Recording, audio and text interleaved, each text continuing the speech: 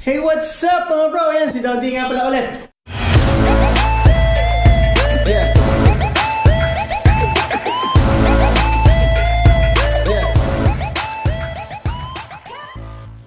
Ayan, sa araw na to, lalabas tayo dyan sa ating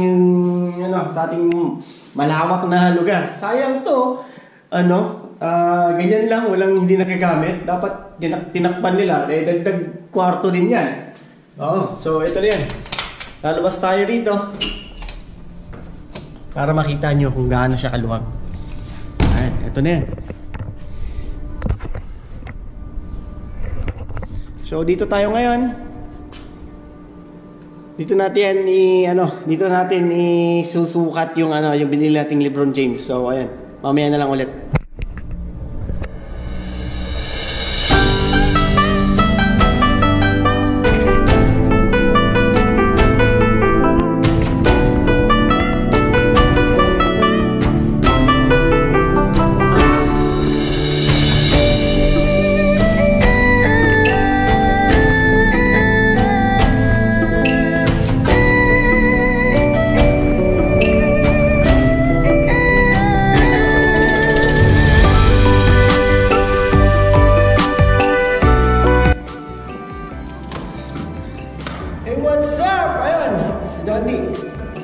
Ito pala yung yung ating LeBron Witness 3. So meron ng bagong naglalabasan ngayon. Share ko lang sa inyo to kung gaano siya kaganda.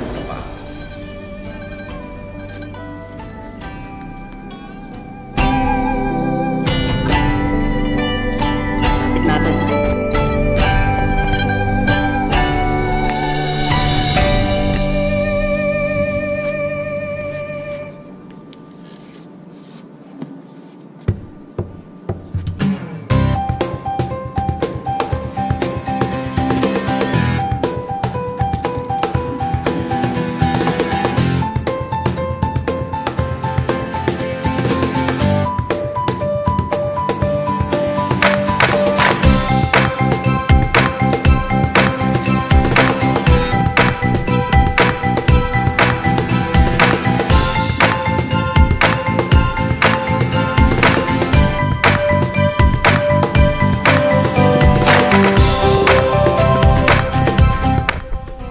Tapos ito naman yung yung Kobe Bryant natin na binilag natin nung isang araw.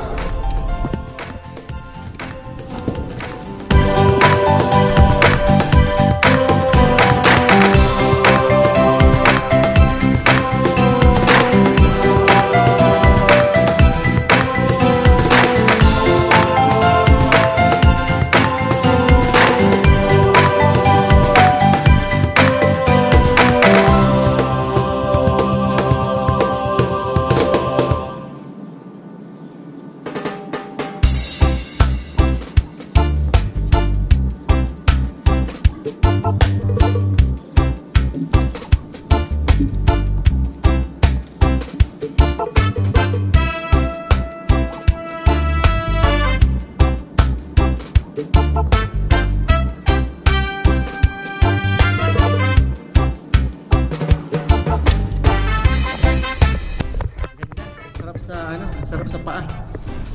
Tapos ito naman ngayon yung bubuksan natin.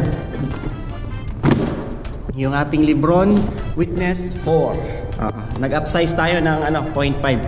So ito ngayon is nasa 10.5. So ayun, buksan na natin.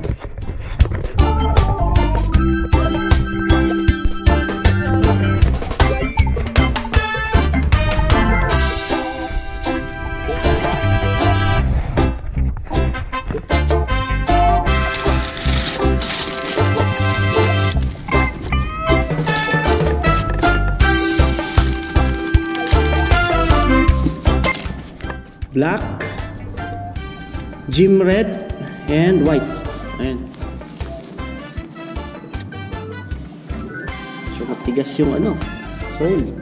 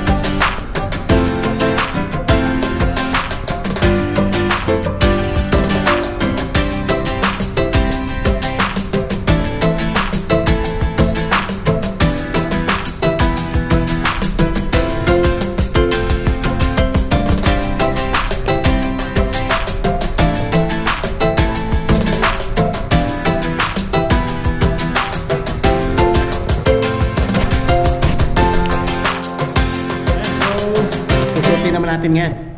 So pupwesto ko lang yung camera.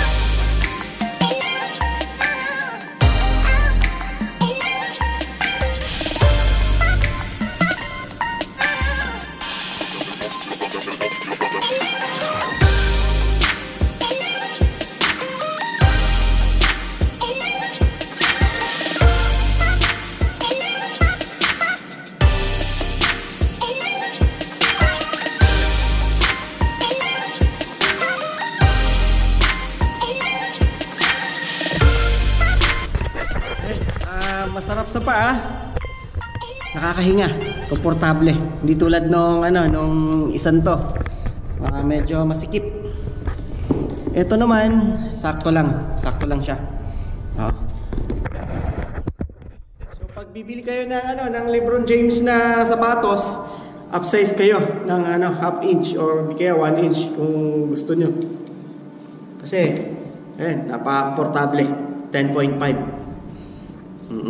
So sarap. Pagaan sa paa.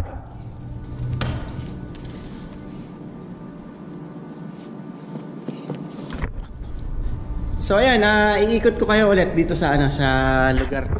So ito na yan. Tignan nyo. Maluwang.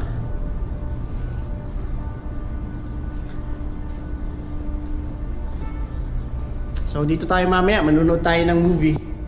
Kasi pag naggabi, ang problema lang dito pag umaga, tanghali, tsaka mga alas 4. Kasi sobrang init dito. No, sobrang init. Kaya hindi ako nag-set up ng gym dito kasi ang gym naiinitan. So baka masira. Tsaka yung mga leather nung mga bench press natin, masisira 'yun. Sobrang init. Alam ka namang pag magbubuhat ka, dalhin mo rito, papasok na naman. Doon na lang ako sa loob. 'Di ba? So ayan.